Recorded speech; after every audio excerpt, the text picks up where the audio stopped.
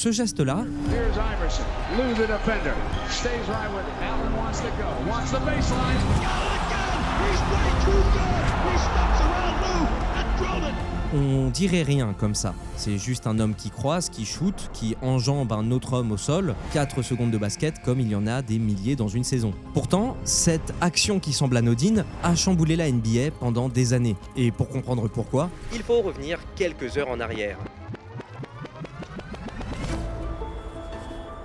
On est au Staples Center à Los Angeles le 6 juin 2001. C'est la grande soirée, le match le plus attendu de l'année, peut-être même de la décennie. Et c'est une soirée particulière parce que d'un côté du parquet, il y a les Los Angeles Lakers, champions en titre, une équipe qui, depuis le début de ses playoffs, n'a pas perdu un seul match. Pas un. Ils sont à 11 victoires consécutives et ce que ces Lakers représentent concrètement à ce moment, c'est une injustice sportive. Les Lakers en 2001, c'est Shaquille O'Neal, 2m16, 147 kg et probablement le joueur le plus difficile à stopper de l'histoire de sa position. Quand il décide d'aller au panier, la question n'est plus vraiment de savoir s'il va marquer, c'est plutôt de savoir combien de points et sur qui.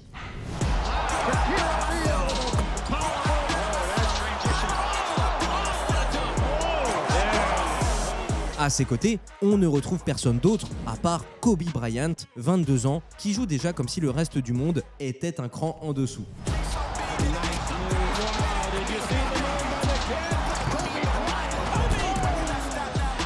Avoir ces deux-là dans la même équipe à ce moment de leur carrière, c'est presque de la triche. C'est un peu comme avoir Messi et Ronaldo ensemble, et je sens que je peux me faire taper sur les doigts pour ce parallèle. Puis, de l'autre côté du parquet, on a les Philadelphia Sixers, une équipe que personne ne prend au sérieux. C'est des joueurs remplaçants, un effectif limité, une franchise qui n'a plus été en finale depuis 18 ans, et objectivement, ils n'ont aucune raison d'être là. Enfin, aucune, sauf une seule raison. Ce soir-là, les Sixers ont Allen Iverson, 1m83, 75 kg. C'est plus que clairement un petit gabarit en NBA. Et dans ce Game 1 des finales de playoff, Iverson est en feu.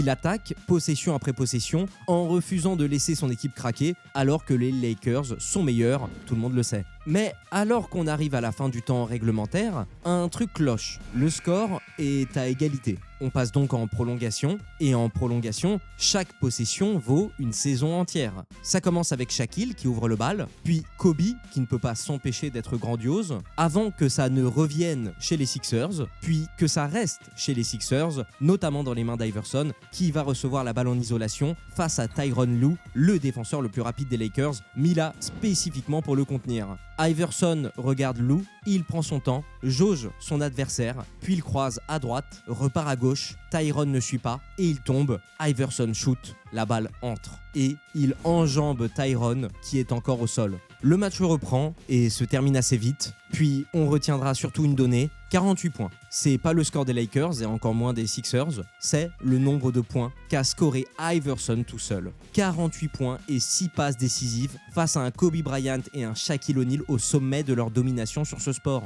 En fait, c'est tellement du jamais vu que la chaîne YouTube NBA a renommé le nom de cet affrontement en Allen Iverson versus les Los Angeles Lakers. Los Angeles vient de perdre pour la première fois de ses playoffs par une équipe que personne n'attendait, portée par un homme qui a marqué son sport en étant un challenger très sérieux au titre de meilleur joueur de tous les temps. Et ça, même face à Michael Jordan, à qui Iverson a d'ailleurs déjà mis une fessée quelques années avant. Mais ça, on le verra plus tard.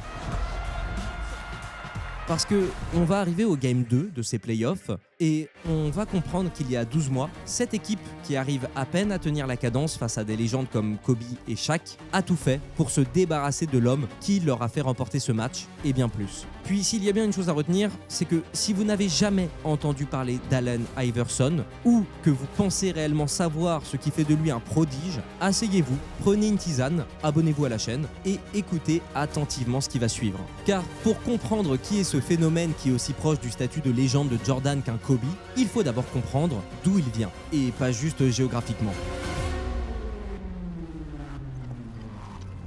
Crime in Virginia shot up. We are no longer willing to tolerate illegal drugs. A neighborhood that was filled with drugs. It was everywhere. go to prison. They're getting tough on drugs. Hey, 250% increase. Murders committed by juveniles. fine. But one of his really close friends died out there. May rest in peace. Nous voilà à Newport News, en Virginie, une ville ordinaire dans le sens le plus difficile du terme. Le genre d'endroit où les enfants grandissent vite parce qu'ils n'ont pas vraiment le choix. La maman, Ann Iverson, a 15 ans quand le jeune Allen naît. Son père n'est pas là, à l'inverse du quartier, qui lui est là tous les jours, avec ses règles, ses tentations et ses pièges. I was just running the streets and hanging with guys that were 12 and 13 years old, sniffing cocaine, right by the dumpster. I'll never forget it. And they used to be like, here, Chuck, hit that, hit that, hit that. Mais heureusement, dans ce contexte, il y a une personne qui va changer la trajectoire d'Iverson, et cette personne, c'est un coach de football américain qui s'appelle Gary Moore, un homme qui n'a pas d'enfant et qui voit dans le jeune Allen quelque chose qu'il ne peut pas ignorer. C'est pas juste du talent, c'est une vraie lumière, et cette lumière risque de s'éteindre si personne ne tend la main. Alors, il a tendu la main de lui-même, et il est devenu le père qu'Iverson n'a jamais eu. Alan and some of the other kids needed me to do things that fathers would normally do. I never had a biological son, but I felt that sort of connection with him. Il lui a donné un cadre, une direction, et avec ça, Iverson a juste explosé. Iverson moves to the inside. He's got some kind of cooking. He may go all the way. This is what happens to Allen Iverson. And just return the kickoff. Déjà au lycée, il est bon, et même extrêmement bon. Il établit notamment un nouveau record pour le nombre de points marqués en une saison de basketball avec 948 points en 30 matchs, record qui ne sera battu que lors de la saison 2017-2018 par Mac McClung. Puis, pour marquer l'histoire, il fera aussi quelque chose qu'il n'est pas commun de faire aussi jeune. Il deviendra à la fois champion d'État au basket, It's over. It's over. We wanted this, man. First one. Feel good. 2 states in a row. et champion d'État au football américain, le sport qu'il préfère, dans lequel il joue au poste de quarterback. Trying to get a block on the sideline. He does. He's down the sideline looking for one block. He may go. He will. Et tout ça la même année. Donc forcément, les universités du pays entier lui font les yeux doux, son avenir semble tracé, en tout cas jusqu'à une fameuse soirée de 1993, un dimanche plutôt ordinaire. Iverson et ses amis, comme tout jeune, décident d'aller au bowling, rien de particulier, jusqu'à ce qu'une bagarre éclate, 30 personnes sont impliquées, c'est le chaos complet.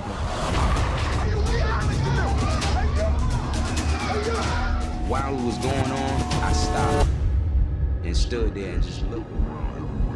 It scared me, like I was like, man, I'm out of here. Puis le lendemain matin, la police débarque et parmi les 30 personnes qui se sont battues ce soir-là, 4 jeunes hommes noirs sont arrêtés. Iverson est l'un d'eux. Selon Allen, cette bagarre aurait éclaté après qu'une insulte raciste ait été proférée à son encontre, mais la justice de Virginie, malgré le fait que personne n'ait sérieusement été blessé cette nuit-là, va condamner Allen à 15 ans de prison pour une bagarre dans un bowling qui n'a vraiment blessé personne. I strongly believe that there was a conspiracy to destroy the future of a young, gifted black person. Après, la réalité, c'est qu'Iverson et ses amis ont été accusés d'avoir attaqué des adultes avec des objets et Allen a spécifiquement été accusé d'avoir frappé une jeune femme blanche à la tête avec une chaise, selon le témoignage d'un des employés qui était aussi un camarade de classe d'Iverson. Mais la vidéosurveillance ne donne aucune vraie piste, il est alors difficile de savoir sur qui porte vraiment la faute de l'incident. Toutefois, il est facile de constater que les seuls accusés sont Iverson et ses amis. Après 4 mois en maison de correction, le gouverneur de Virginie, Doug Wilder, va examiner le dossier et accorder sa clémence. Mais en partie à cause de la prison, la plupart des universités qui voulaient recruter Iverson ont toutes disparu. Toutes sauf une. Et cette université, c'est Georgetown, qui possède un coach légendaire du nom de John Thompson, un homme imposant, exigeant, qui n'offre généralement pas de seconde chance à tout le monde. C'est un formateur de légende qui a dans son Pokédex Patrick Ewing, Alonzo Mourning, Dikembe Mutombo, puis Iverson. When you think of the big names in college basketball, you can't go too far before the name John Thompson pops up. John Thompson has won nearly 500 games. He has taken his basketball team to 19 postseason tournaments and won the national championship. 26 de ses élèves ont été sélectionnés à la draft de la NBA, dont 8 au premier tour et 2 en première position, ce qui est plutôt pas mal du tout. Sa seule condition pour obtenir une bourse et tenter de vivre du basket, c'est 2 points principaux. Le premier, c'est le basket, et le deuxième, c'est encore le basket. Rien d'autre, si ce n'est évidemment accepter les règles de vie de l'établissement. Iverson comprend alors que c'est sa dernière porte de sortie. Il se met à jouer sérieusement et tourne à 22 points de moyenne. Et élu 2 fois défenseur de l'année en Big East, il obtient la médaille d'or avec l'équipe des États-Unis au championnat du monde universitaire. Il devient le meilleur marqueur de l'histoire de Georgetown et il va forcer le respect en obligeant le monde à le regarder différemment. D'ailleurs, Iverson a toujours hésité dans sa jeunesse entre le basket et le football américain. Il reprochait notamment au basketball de ne pas être un sport assez physique pour lui. Mais à cause de raisons familiales et d'un besoin vital d'argent pour sa petite sœur, il s'inscrit vite à la draft de la NBA et Iverson est drafté en première position de la draft 1996 de la NBA par les Sixers de Philadelphie. With the first pick in the 1996 NBA draft, the Philadelphia 76ers select Allen Iverson from Georgetown University.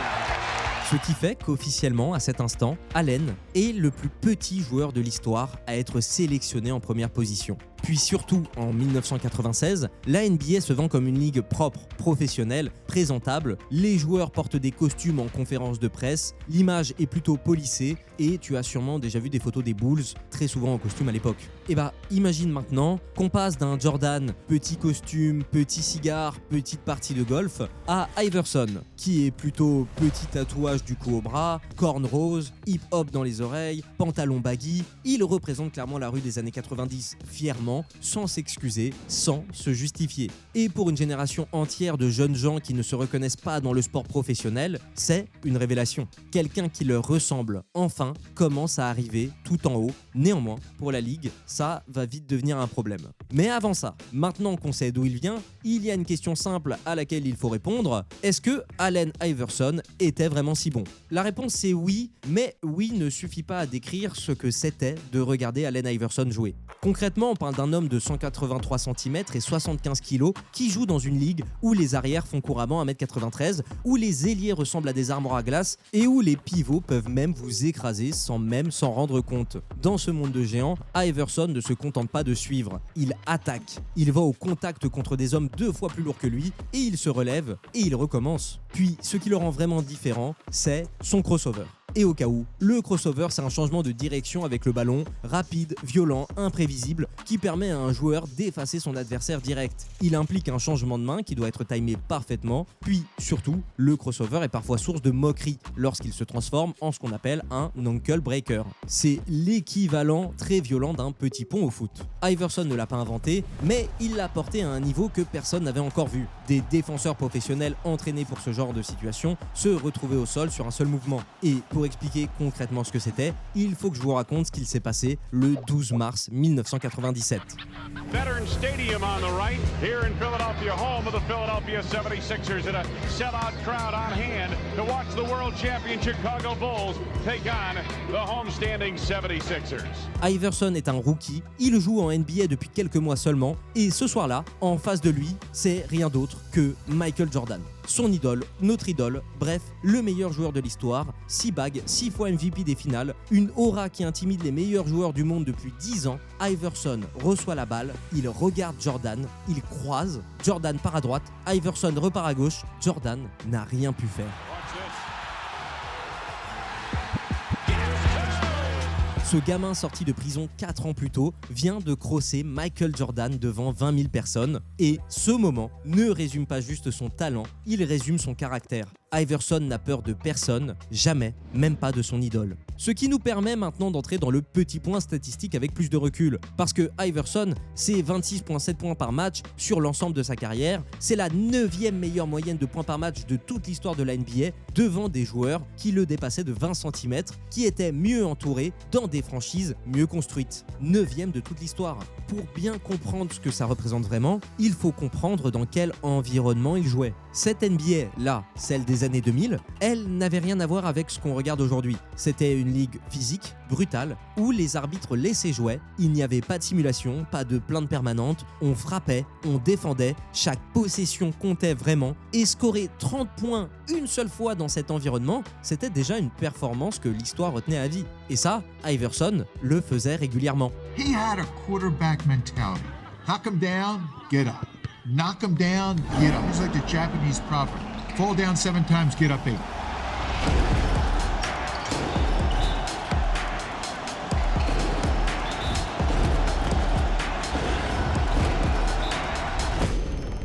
Il y a même un terme pour décrire ce qu'il représente dans le monde du basket, et c'est pound for pound, ou en français, kilo pour kilo. L'idée est simple, si vous prenez Iverson et que vous le mettez à la taille de Shaq, avec les mêmes capacités proportionnelles, vous obtenez un joueur qui marquerait, théoriquement, 60 points par match. Poids pour poids, centimètre pour centimètre, il est considéré comme le meilleur attaquant de l'histoire de la NBA. Et je vais vous mentionner un chiffre maintenant qu'il va falloir garder en tête jusqu'à la fin. 29,7. On retient, on le prend, on le garde dans un coin de sa tête et on y reviendra. Car on retourne en 1997, le moment où les Sixers recrutent Larry Brown comme entraîneur. And introducing to you the head coach of the Philadelphia 76ers, Larry Brown. Yeah! Un coach légendaire, rigoureux, structuré, méthodique. Il croit dans les systèmes, dans la discipline collective. Il est du genre à régler ses montres 20 minutes en avance pour ne jamais être en retard. Et ça, je l'avoue, je l'ai inventé. Mais par contre, ce qui est vrai, c'est qu'il arrive quand même dans une franchise moribonde qui présente un bilan de 22 victoires pour 60 défaites malgré la présence du numéro 1 de draft 96 dans leur rang. Et ce numéro 1 va lui poser plusieurs problèmes. Iverson et Brown ne parlent pas la même langue. C'est littéralement l'eau et l'huile. Brown veut un système, Iverson joue à l'instinct. Brown veut de la ponctualité, Iverson arrive quand il arrive. Brown veut qu'on travaille ses lacunes à l'entraînement, Iverson estime que ce qu'il produit sur le terrain parle pour lui. Et bien que Brown soit connu pour avoir toujours été dur avec ses meneurs et pour critiquer très souvent leurs performances dans la presse, Allen ne cède pas sur sa façon de faire. I'm still doing what I want to do. I'm playing on the team I want to play for. I'm trying to contribute. I'm not hurt by that. Il est souvent en retard, voire absent lors des entraînements, toujours dans son personnage plus proche du streetball que de la NBA de l'époque. Et leur relation va être un parfait mélange de friction et de respect. Brown lui-même reconnaîtra qu'Iverson est un prodige et qu'il aurait pu aller bien plus loin. Pour la NBA, Allen Iverson est problématique, notamment pour ce qu'il représente. À tel point qu'en 2005, la NBA imposera un vrai dress code comme réponse, devenant ainsi la deuxième ligue sportive professionnelle majeure à imposer un dress code, suivant l'exemple de la National Hockey League. Et cette politique stricte exigeait des joueurs qu'ils portent une tenue de type business ou conservatrice lors de leurs arrivées au stade, sur le banc en cas de blessure et lors des événements officiels ou caritatifs de la ligue. Les joueurs enfreignant ces règles s'exposaient à des amendes et à de possibles suspensions en cas de récidive. Under this new policy, all sport in public, the pros are expected to wear business-like attire. No more chains, pendants, medallions, headbands, or headgear of any kind.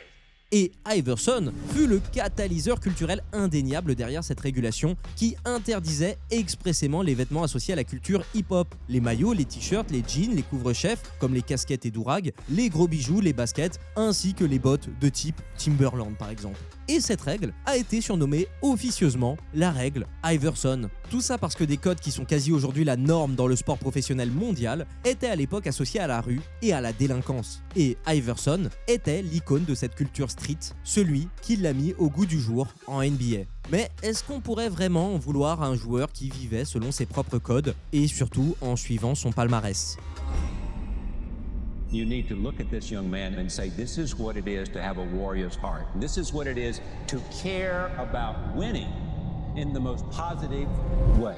Le génie d'Iverson est simple à expliquer. Il est titulaire pour son premier match en NBA et il marque alors 30 points avec 6 passes décisives, ce qui est absolument monstrueux. Il devient alors le premier rookie de l'histoire de la NBA à avoir inscrit plus de 40 points pendant 5 matchs consécutifs, dépassant ainsi le record de Wilt Chamberlain. Puis, avec 19 points et 9 passes avec la sélection de l'Est, qui s'impose 96 à 91, Iverson remporte aussi le titre de MVP du Rookie Game, bien que les fans lui préfèrent alors le joueur de l'équipe adverse, qui n'est nul d'autre que Kobe Bryant, celui-ci établissant un record pour un rookie en inscrivant 31 points. Il est aussi élu NBA Rookie of the Year en 1997 et pour son premier match de play-off à domicile en carrière, le 13 mai 1999, You can't believe that. Oh my gosh. You ready? That was crazy. Yeah, I'm ready. I'm ready. lors de la 3e rencontre contre le Magic d'Orlando au premier tour, Iverson devient le seul joueur de l'histoire de la NBA à réaliser 10 interceptions, un record en play-off. Now watch him catch Hardaway and go for the strip right there. You got to give this guy a lot of credit if you've never seen him play before.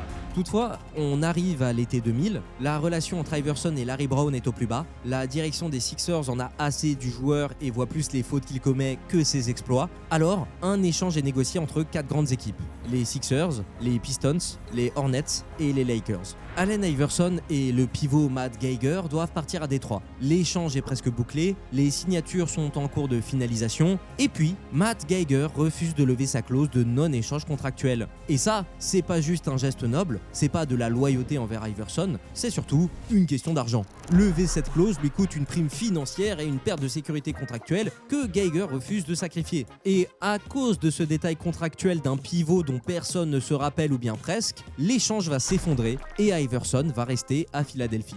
À ce moment-là, la relation entre Allen Iverson et Larry Brown est toujours tendue, ça ne change pas, mais quelque chose va bouger. Allen comprend qu'il est en train de se mettre lui-même en difficulté et en parallèle, le contexte change aussi. L'équipe se structure mieux, le cadre devient plus strict et Iverson commence à mûrir et à comprendre ce qu'il pourrait vraiment viser. Alors il va évoluer. Il arrive plus sérieux aux entraînements, plus impliqué et surtout plus régulier. Ce n'est pas un déclic magique, c'est un mélange de pression, de contexte et de prise de conscience. He was trying to help me all along. Look, you've won for us before. Just keep playing the game. Catch and shoot. You only need to play for 4 minutes. Et ça, en réalité, ça va poser les bases de sa meilleure saison de toute son histoire. La saison 2000-2001 des Philadelphia Sixers est juste magnifique. Elle commence par 10 victoires consécutives. Cette équipe qu'on était prêt à démanteler quelques mois plus tôt est en train de marcher sur la conférence Est. Et au centre de tout ça, il y a un Iverson transformé. He's a phenomenal player. Iverson begins right and loses right. Comes in deep. What a show! Who now runs with Iverson? He's got Lou and he wants him. Yes!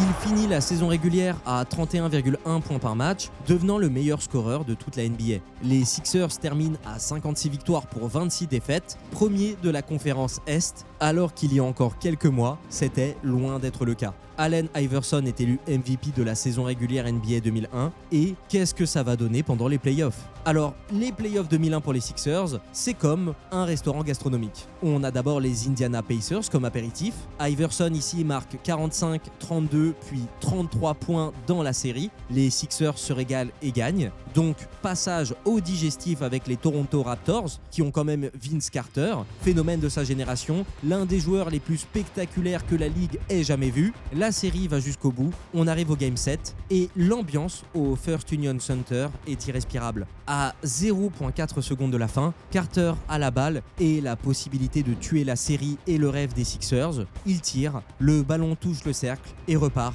Les Sixers passent. He stops, he shoots, his shot is up. It's off the rim, and the Sixers advance to the Eastern Conference Finals as Vince Carter misses a shot. Finale de conférence, on arrive à l'entrée, les Milwaukee Bucks. C'est encore 7 matchs, la série est brutale, serrée et épuisante. Dans ce 7e et dernier match, Iverson plante 44 points, les Sixers gagnent 108 à 91. The 76ers are the Eastern Conference champions, and they're going to Tinseltown. The Sixers beat the Bucks. Oh yeah! Hey yo, that's a team, man. Et pour la première fois depuis 18 longues années, les Philadelphia Sixers vont en finale NBA affronter le plat principal, les Lakers, l'équipe la plus dominante de son époque.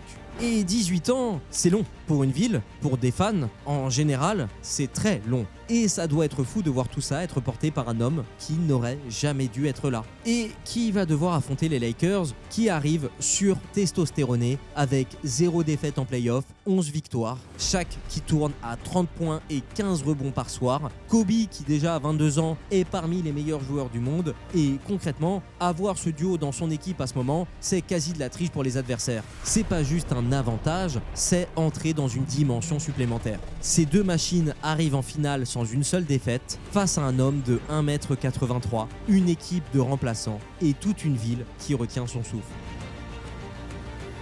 Et vous vous souvenez du geste d'Iverson au tout début ? Maintenant, vous savez pourquoi ce moment était légendaire. Vous savez ce qu'Iverson a traversé pour être là. Vous savez ce que cette nuit représente vraiment. Game 1 des finales de Playoff NBA de 2001, les Sixers gagnent contre toute attente. Iverson a mis 48 points à lui tout seul. Les Lakers perdent, c'est historique.